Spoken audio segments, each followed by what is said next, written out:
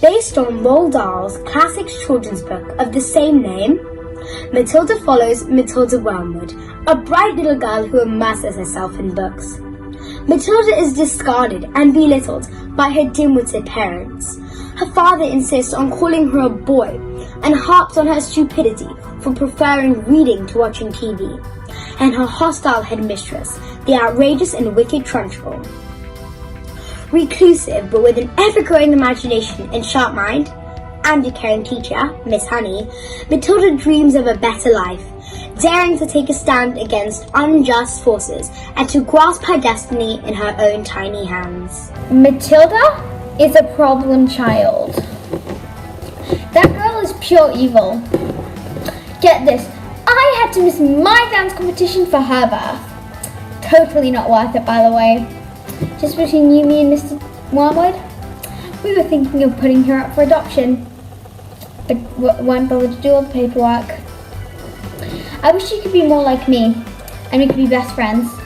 But alas, we don't get everything we want. She talks back to me all the time, and it's so rude and disrespectful. A girl her age shouldn't really be thinking, if you know what I'm saying. Matilda has been a disappointment to me since day one, when I found out she was a girl. Now all she does is stick her head in a book. Why can't she watch TV with the rest of the family, like a normal person? And things keep happening around here, like last week when my hair turned green. I just know Matilda had something to do with it. She is one very naughty girl.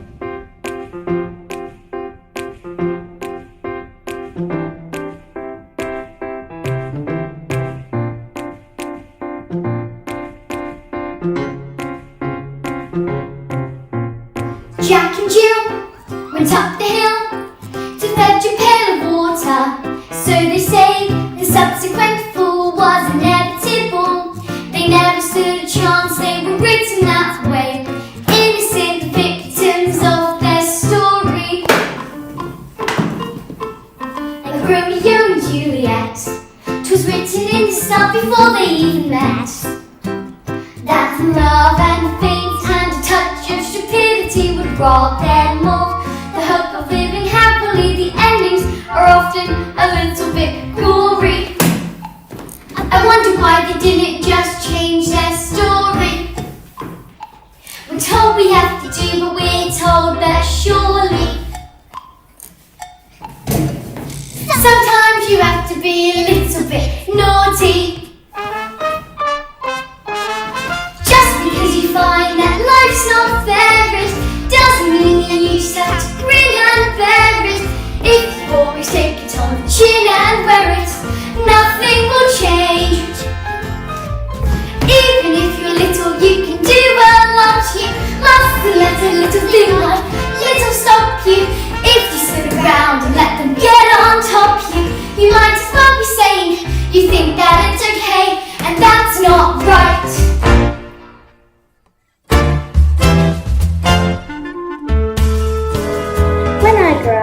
I want to be a vet. When I grow up, I will be a doctor.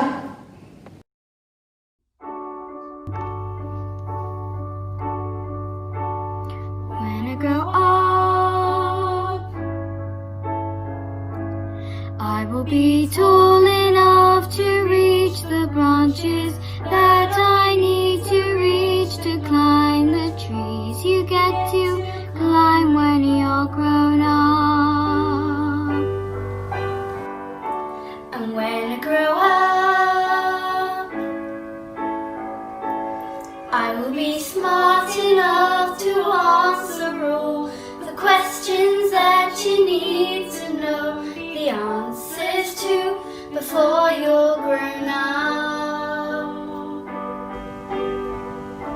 And when I grow up, I will eat sweet every day on the way to work, and I will go to bed late every night.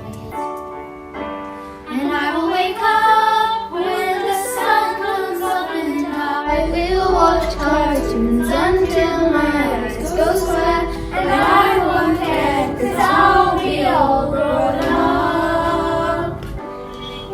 I grow up. When I grow up, I will be strong enough to carry all the heavy things you have to hold around with you when you're a grown up. And when I grow up, I will be brave enough to fight the creatures that you have to fight beneath the bed each night to be a grown up. And when I grow up, I will have treats every day, and I'll play with things that Mom pretends that moms don't think are fun. And when I wake up, when the sun comes up and I will spend all day just lying in the sun, and I won't burn 'cause I'll be all grown up. When I grow up, when I grow up, I'll be tall enough to reach the branches that I need to reach to climb the trees you get to climb when you're grown up. When I grow up, I'll be smart enough to answer all the questions that you need to know the answers to before you're grown up. And when I grow up, I will eat sweets every day on the way to work, and I will go to bed late every night. And I will wake up when the sun comes up, and I will watch cartoons until my eyes go square, and I won't care 'cause I'll be all grown up. When I grow up. Just because I find that life's not fair, it doesn't mean that you just have to grin and bear it. If you always take it on the chin and wear it, nothing will change. Just because I find myself in this story, it doesn't mean that everything is written for me. If I think the ending is fixed already, I might as well be saying I think that it's okay. And that's not right.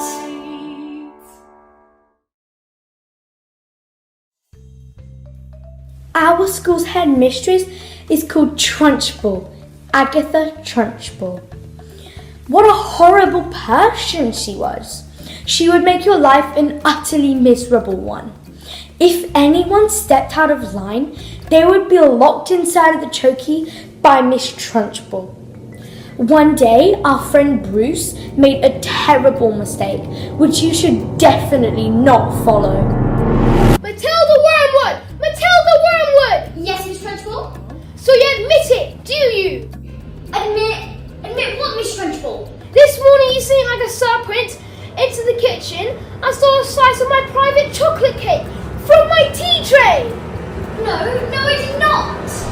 Okay, look, alright. I stole the cake.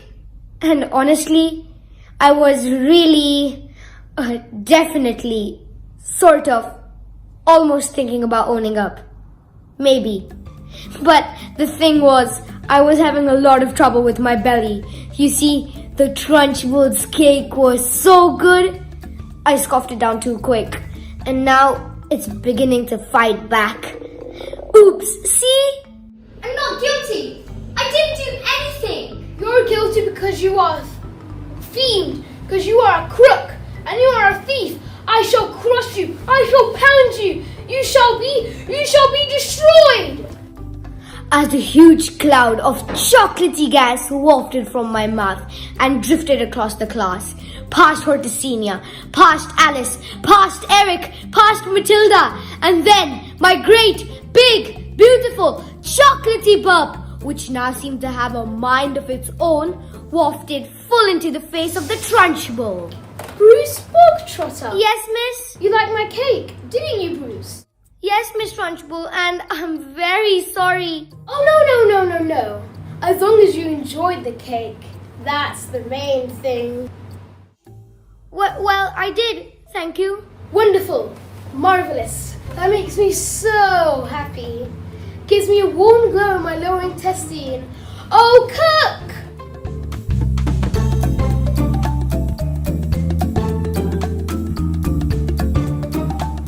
What's the matter, Bogtrotter? Lost your appetite?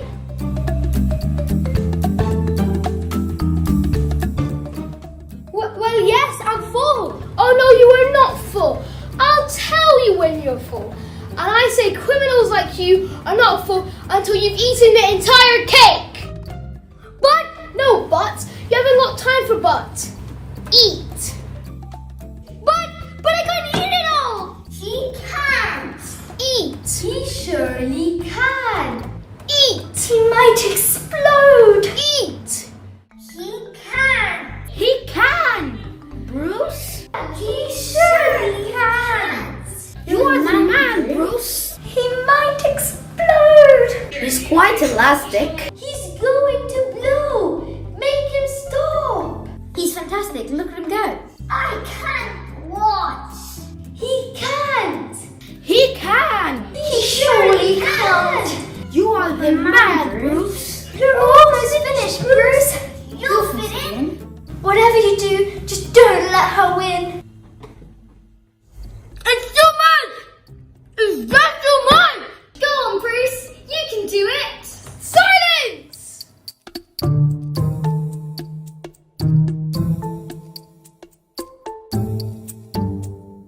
I did it! I ate a lot!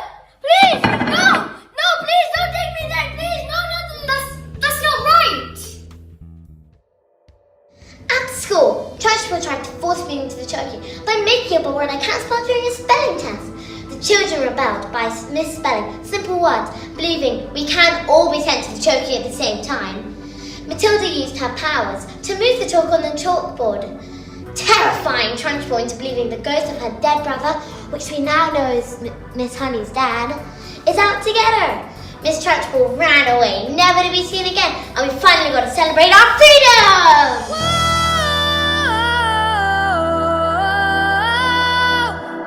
Never again will she get the best of me. Never again will she take away my freedom. And we won't forget the day we fought for the right to be a little bit naughty.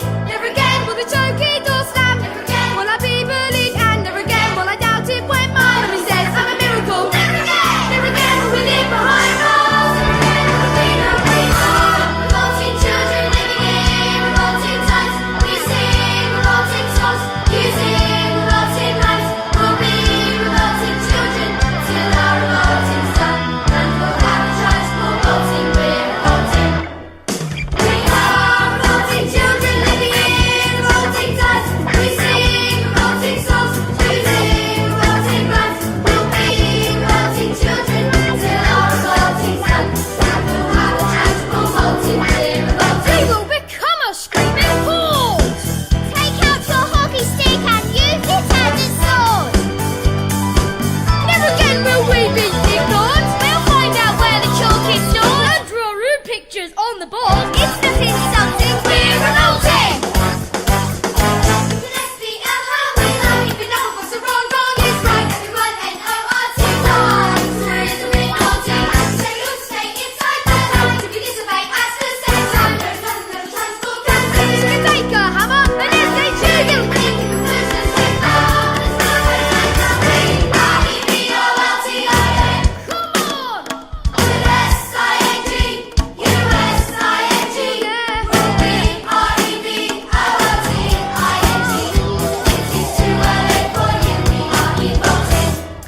After the children managed to set Trunchbull away, my parents' will was discovered. Everything was bequeathed to me after all, and I was made the new headmistress. Matilda has lost her powers, and it just makes me so sad that this beautiful, amazing child was being brought up in an unloving household. Not long after the Wormwoods announced that they were moving to Spain, as the Russian mafia found out they and Mr. Wormwood were selling used and broken cars, I asked if Matilda could stay with me. Surprisingly and miraculously, the Wormwoods agreed, and now Matilda and I could not be more happy with our amazing little family. When I grow up, I will be tall enough to reach the branches that I need to reach to climb the trees you get to climb when you're grown up. And when